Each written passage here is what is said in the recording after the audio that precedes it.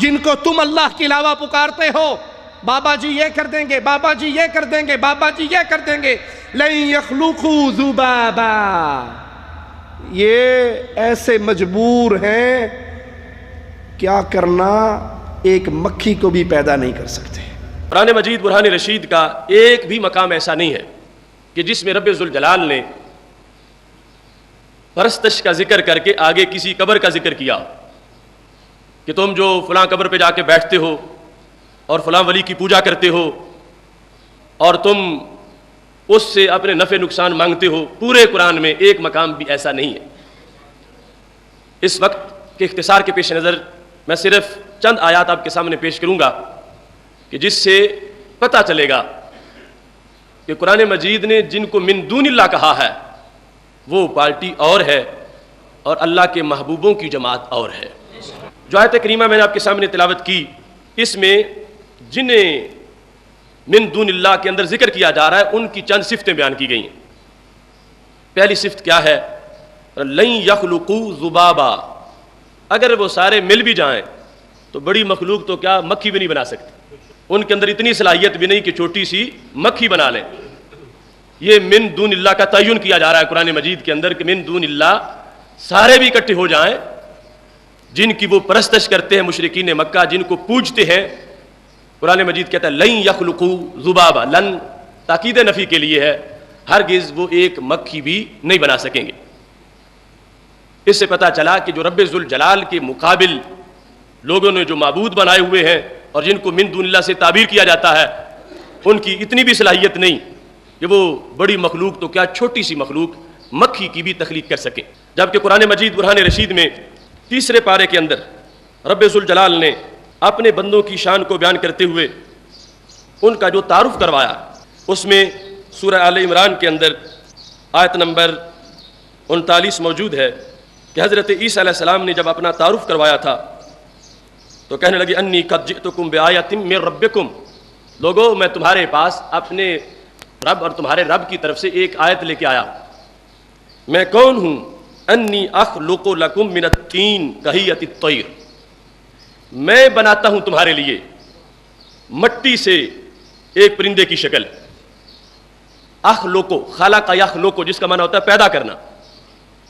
فرمایا میں بناتا ہوں مٹی سے ایسی حیت جس طرح کے پرندے کی ہوتی ہے، فانفخ فیہ، اور میں اس میں روح پھونکوں گا تو کیا ہوگا؟ فیکون طیرا، وہ پرندہ بن جائے گا۔ قرآن مجید نے جو سورہ حج میں کہا تھا کہ من دون اللہ ساری پارٹی اکٹھی ہو جائے تو مکھی بھی نہیں بنا سکتی، اور ادھر قرآن مجید یہ بتا رہا ہے کہ اللہ کے ایک عیسیٰ علیہ السلام یہ شان رکھتے ہیں کہ وہ مٹی کا پرندہ بنا کے پھونکے روح تو اڑنا شروع کر دیتا ہے۔ سورہ حج میں کہا کہ ان کی شان نہیں بتوں کی کہ وہ پرندہ تو کیا مکھی بھی بنائے، پرندہ تو بڑا ہوتا ہے، وہ مکھی بھی نہیں بنا سکتے۔ اور عیسیٰ علیہ السلام وہ کہتے ہیں کہ میں پورا پرندہ بنا لیتا ہوں، فَيَكُونُ طَيْرًا، وہ پرندہ بن جائے گا۔ اب قرآن مجید برہان رشید کے اندر کوئی تضاد نہیں ہے، اگر وہاں جو من دون اللہ ہے اس میں اگر اللہ والے بھی شامل ہیں تو پھر تو قرآن میں تناقض آ جائے گا، قرآن مجید آپس میں ٹکرا جائے گا کہ 17ویں پارے کے اندر یہ بتایا جا رہا ہے کہ اللہ کے سوا کوئی رب والا ہو یا رب کا دشمن ہو، کوئی من دون اللہ ہو یا باذن اللہ ہو، وہ مکھی بھی نہیں بنا سکتے، اور ادھر جو تیسرے پارے میں ہے یہ ہے مکھی تو کیا وہ پرندہ بھی بنا لیتے ہیں۔ آپس میں ٹکراؤ ہو جائے گا کہ تیسرا پارہ کچھ کہتا ہے اور جو 17واں پارہ ہے وہ کچھ کہتا ہے، لیکن پورے قرآن پر ہمارا ایمان ہے، اور وہ ایمان اسی صورت میں بچ سکتا ہے کہ جب یہ مانا جائے کہ وہ 17ویں پارے کے اندر جو من دون اللہ ہے وہ اور لوگ ہیں اور تیسرے پارے میں پرندے بنانے والے اور لوگ ہیں۔ چونکہ وہاں پر سورہ حج کے اندر یہ واضح آ گیا تاکید نفی کے ساتھ، ہرگز مستقبل کے اندر بھی لن یخلقوا ذبابا، وہ کبھی بھی مکھی نہیں بنا سکیں گے۔ اور حضرت عیسیٰ علیہ السلام نے جو بیان کیا تو یہ نہیں کہا کہ خلق تو میں نے پیدا کیا، میں نے بنایا، فرمایا اخلقو، میں بنانے کی صلاحیت رکھتا ہوں، مضارع ہے جس میں تجدد ہے، مطلب اب بنوانا چاہو تو اب بنا دوں گا، کل بنوانا چاہو تو کل بنوا دوں گا، پرسوں بنوانا چاہو تو پرسوں بنا دوں گا۔ اخلقو، میں بناؤں گا، روح منہ پھونکوں گا، پرندہ بن جائے گا۔ لیکن فرما باذن اللہ بنے گا میرے رب کے اذن کے ساتھ۔ اب قرآن مجید میں کوئی ٹکراؤ نہیں ہے اس واسطے کہ وہ پارٹی جس کا وہاں ذکر کیا گیا وہ ہے رب کے دھتکارے ہوئے، یہ ہے رب کے پیارے، وہ اللہ کی اپوزیشن کے طور پر لوگوں میں متعارف کرائے گئے کہ اللہ کے دشمن ہے، یہ ہے رب والے، ان کی جن کی مذمت وہاں ہو رہی ہے کہ جنہیں تم اللہ کے سوا پوچھتے ہو، وہ ہے مشرکین جو رب کے سوا اللہ کے سوا پتھروں کو معبود بنائے ہوئے ہیں اور اللہ کے سوا مورتیوں کو معبود بنائے ہوئے ہیں۔ رب ذوالجلال واضح کر رہا ہے جنہیں تم نے میرے مقابلے میں معبود بنا رکھا ہے یہ تو کچھ نہیں کر سکتے، اور جنہیں میرا بندہ مانا جاتا ہے وہ بہت کچھ کر لیتے ہیں من دون اللہ کے ساتھ۔ ان الذین تدعون من دون اللہ،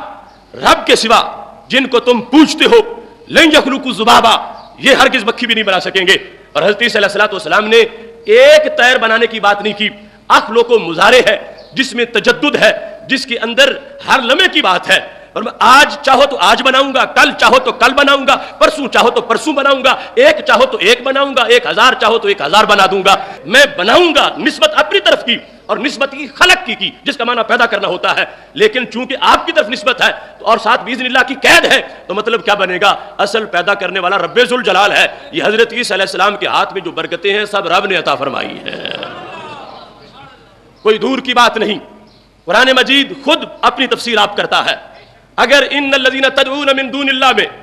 اللہ کے مقبول بندے بھی شامل ہوتے